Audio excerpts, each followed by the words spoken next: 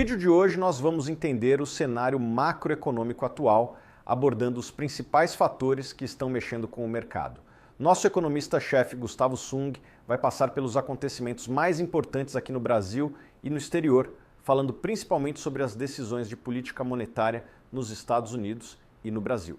Obrigado, Thiago, novamente pela apresentação. Hoje é 31 de janeiro, finalzinho do mês, para trazer o resumo macro com as principais notícias que ocorreram nesta semana que impactaram os mercados. E aqui queria trazer para vocês, primeiramente, a decisão de política monetária lá nos Estados Unidos, diferentemente das últimas reuniões em que o Fed vinha cortando a taxa de juros. Agora, o FONC, que é o Comitê de Política Monetária, como se fosse o nosso Copom, manteve a taxa de juros em 4,25 e 4,50. Eles trabalham com intervalos. No comunicado, ele ressaltou, a autoridade monetária, que a atividade econômica continua sólida, mas deu umas ressalvas importantes. Ele adicionou algumas frases. O economista gosta de ficar olhando as entrelinhas, mas no fundo agora ele ressaltou que a taxa de desemprego segue baixa e estável há alguns meses. Se a gente olhar nos dados, hoje a taxa de desemprego nos Estados Unidos está em 4,1. Alguns meses 4,2, volta para 4,1,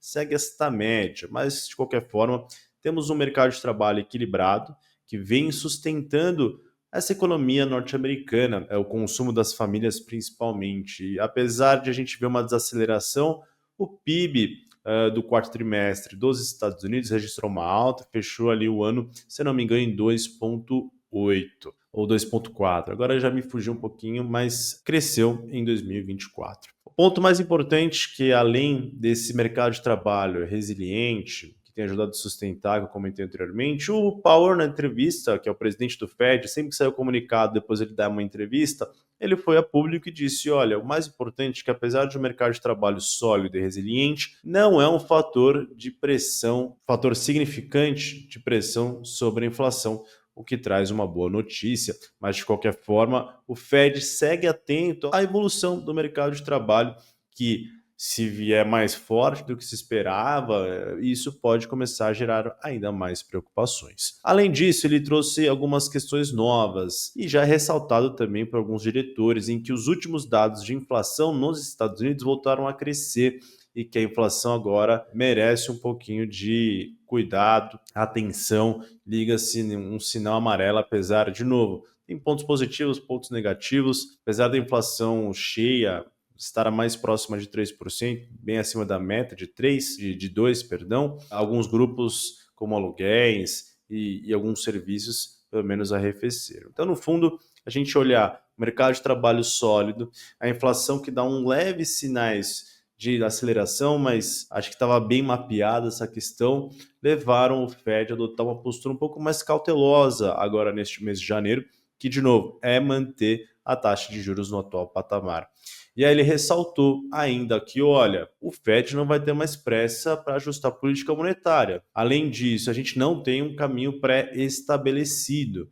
A gente vai agora observar a divulgação dos próximos dados e tomar a decisão mais calibrada. Eu acho que, ao meu ver, é uma decisão bastante acertada pelo Fed. E aí, de novo, sempre há aquela pergunta se as medidas que o Trump pretende adotar na nova gestão, como barreiras tarifárias, que já anunciou aí hoje pela manhã que vai aumentar 25% para o Canadá e para o México, se isso já vai começar a entrar no radar do Banco Central. E, novamente, ele foi bem enfático. Eu acho que também é uma decisão acertada, que eu já comentei com vocês que nos acompanham, sabem que a gente prega pela parcimônia porque não é de uma hora para outra e os efeitos ocorrem dessas tarifas. Hoje ainda a gente não sabe o real efeito que elas vão ter sobre a economia e, de novo, a intensidade dessas tarifas sobre não só os países que já foram anunciados, mas e os demais. Então, no fundo, como ainda é muita especulação e não há ainda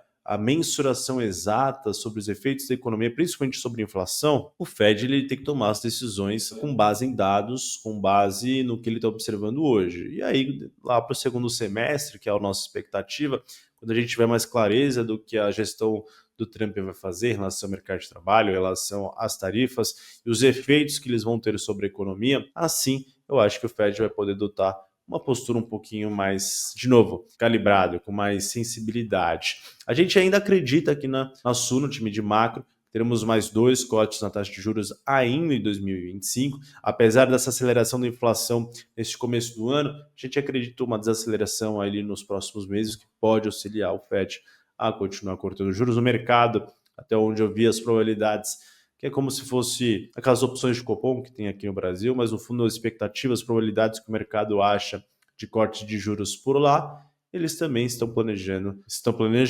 esperando 2 cortes, assim como o nosso cenário, mas eles variam quase todo dia. A gente segue aqui nessa trajetória, nesse plano de voo que a gente vem comentando com vocês. Acho que para finalizar um pouco o que ocorreu nos últimos dias, eu comentei já com vocês também, mas essa sinalização do Trump de reduzir um pouquinho a temperatura em relação a uma guerra comercial com a China, dizer numa emissora que pode realizar acordos diplomáticos para melhorar a relação, que ele pretendia, não desejaria aumentar as tarifas. Isso reduziu um pouco o estresse dos mercados, isso possibilitou que as bolsas tivessem uma performance melhor, isso possibilitou que o dólar arrefecesse e as outras moedas se fortalecessem, e aí a taxa de câmbio que a gente está observando nesses últimos dias tem muito reflexo dessa redução de temperatura vista aí nos últimos dias. Acredito que nos Estados Unidos, acho que é os pontos principais. Na zona do euro, a gente acredita também que a taxa de juros vai continuar caindo por lá. A atividade econômica está um pouquinho mais estagnada e com maior desaceleração. A inflação, de certa forma, está mais controlada aqui nos Estados Unidos do Brasil. E para incentivar a atividade econômica, o Banco Central Europeu deve continuar cortando os juros mais vezes ao longo de 2025.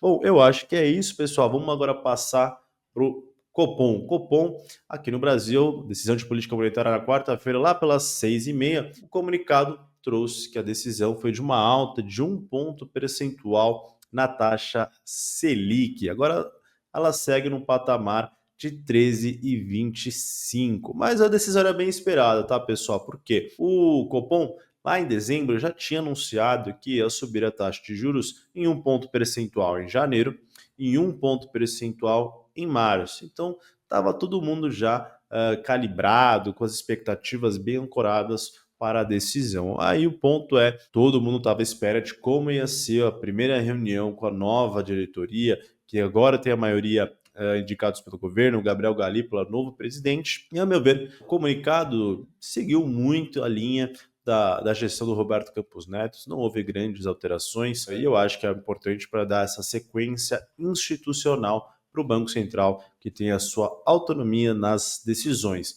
A decisão foi unânime, e esse é o mais importante. A minha visão do comunicado é neutro, ou seja, o tom foi neutro, não foi muito hawkish, que é aquela mais crítico com a inflação, mas também não foi muito dovish, que no fundo é mais leniente, é um tom bem mais suave em relação ao cenário inflacionário. Ele continuou citando as principais preocupações que estão no cenário do Banco Central, balanço de risco, questão fiscal, inflação subjacente, que são no fundo aquelas medidas que são mais sensíveis ao ciclo econômico. Falou de questão da atividade econômica, do mercado de trabalho, que saiu dado hoje pela manhã, que a taxa de desemprego 6,6 é o menor aí da história por mês, para fechar o ano. Esse mercado de trabalho aquecido, ele exerce uma pressão sobre o preço de serviços, e isso foi comentado pelo Banco Central, que já vinha ressaltando isso nos últimos comunicados, então não houve nenhuma grande novidade. Por que eu vejo um tom mais neutro? Primeiramente, ele retirou algumas palavras importantes, que eu acho que dava uma sensibilidade de um tom mais duro, porque ele vinha ressaltando no comunicado, por exemplo, que a política monetária precisaria ser ainda mais contracionista, e ele retirou uma palavrinha ali, o ainda, que no fundo dava um peso maior para a escalada de juros para controlar um cenário inflacionário que vem se deteriorando. Outro ponto importante que eu acho que ele deixou de mencionar é que se a gente olhar os últimos dados de inflação, a gente nota uma aceleração de alguns grupos importantes. Por exemplo, nos últimos meses, principalmente novembro e dezembro, até saiu o IPCA 15 de janeiro, preço de serviços subjacentes, que no fundo você pega aqueles preços do grupo de serviços, né, que tem mais sensibilidade. Você retira, por exemplo, questões de passagens aéreas, porque é muito volátil. Você pega serviços intensivos de mão de obra, Você pega bens industriais que já começam a captar e o custo cambial, o custo do câmbio mais desvalorizado, que está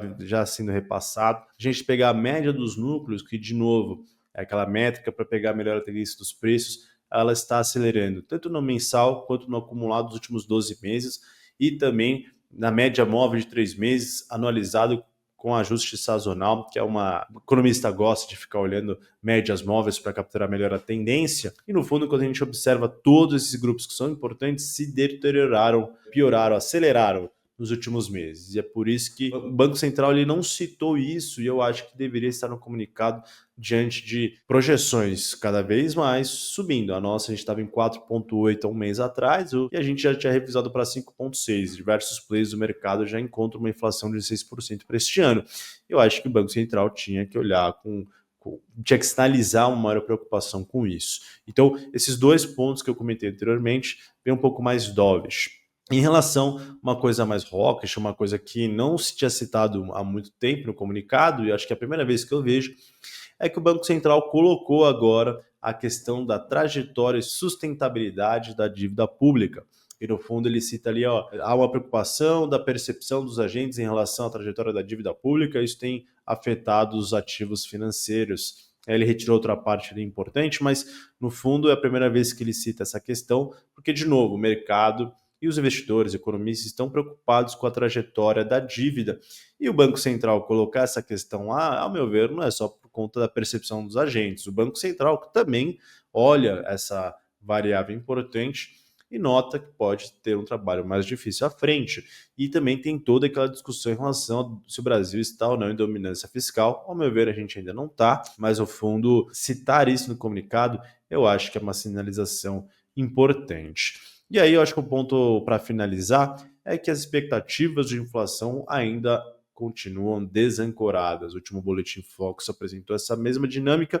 O Banco Central ressaltou isso no seu comunicado e eu acho que é o maior incômodo que eles têm hoje no seu cenário. E eu sempre comento, pessoal, por que as expectativas de inflação são importantes? Porque dois pontos. Primeiro, porque você subir os juros hoje não vai impactar a inflação de hoje. Ele vai impactar a inflação dos próximos meses, porque os juros têm uma defasagem temporal. Logo, a gente tem aquele horizonte relevante, que é quando os juros começam a impactar realmente a economia real, que são de 6 a 18 meses. Então, no fundo, o Banco Central não tem que olhar a inflação de hoje, ele está também preocupado com a inflação futura. É claro que de hoje é importante, mas ele também está mais preocupado com os preços nos próximos anos. E quando a gente nota e olha pelo boletim Focus, elas estão subindo semana a semana, se distanciando da meta de inflação de 3%.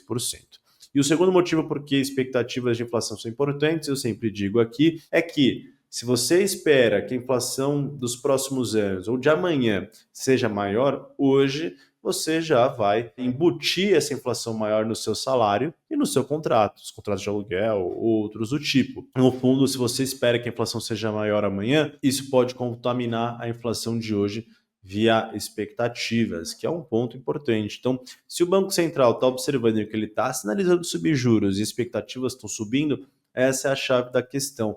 Esse é o problema importante que o Banco Central tem que manter essa postura dura, incisiva, para controlar e tentar estabilizar o cenário. Em relação aos próximos passos, então a gente tem mais um ponto contratado para a reunião de março, e aí ele deixou em aberto a alta de maio.